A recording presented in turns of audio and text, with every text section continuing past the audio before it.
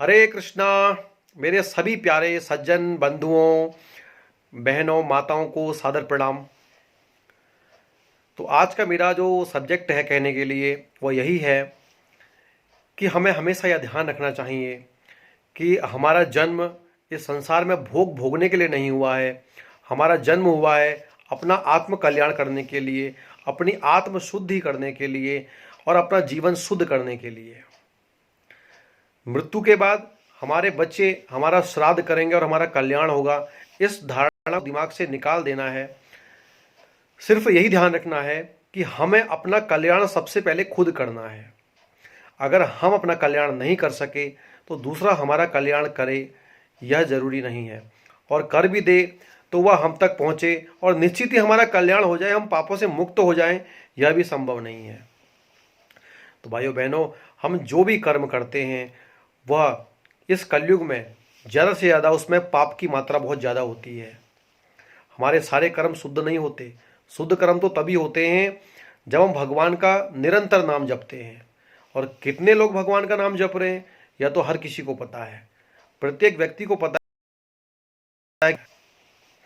तो हमें अगर अपने जीवन का कल्याण करना है, हमें अपना कल्याण करना है, हमें अपना उद्धार करना है, अपने परिवार का उद्धार करना है, अपने बच्चों का उद्धार करना है, अपने संबंधियों का उद्धार करना है, जो हमारे प्रेमी जन है सबका कल्याण हम चाहते हैं, तो पहले हमें जपना शुरू करना है। ऐसा कहा है कि आया था हरि भजन को और मीठे लागे दाम, दुविधा में दोनों गए न माया रही न राम। कभी भी दुविधा में नहीं रहना चाहिए कि हम भक्ति करें कि ना करें।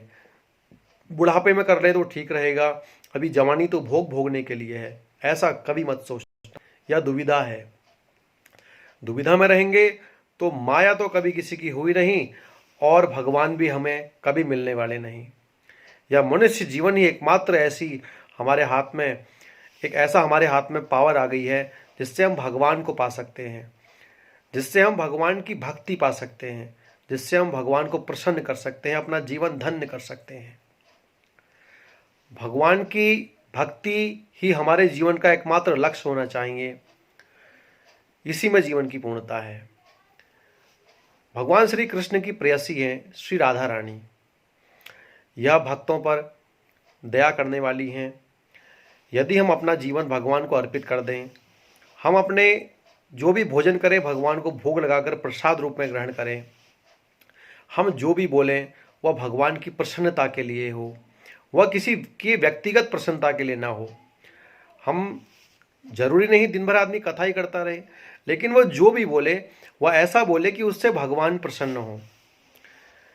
कर सकता है तो निश्चित जानिए ऐसा व्यक्ति कभी भी गलत मार्ग पे नहीं जाएगा।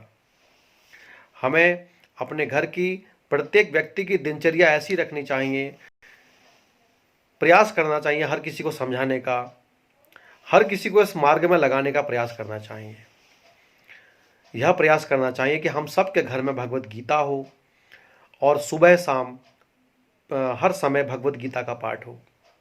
इससे हमारे घर का माहौल अच्छा होगा, घर की ग्रह दशाएं शुद्ध होंगी, सही होंगी।